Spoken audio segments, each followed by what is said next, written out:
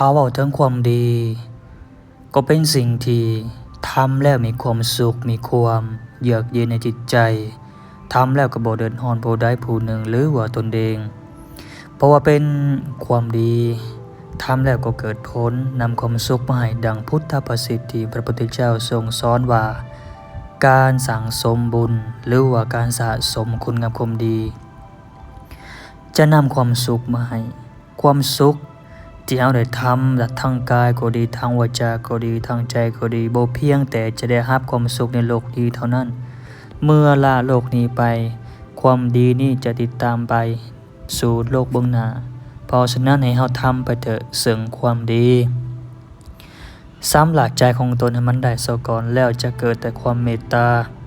ความเมตตาเกิดขึ้นก็จะมีความปรารถนาหวังดีต่อสรรพสัตว์ทั้งหลายทั้งปวงบ่มีอคติบ่มีความบิดเบียนปราศจากโลภโกรธหลง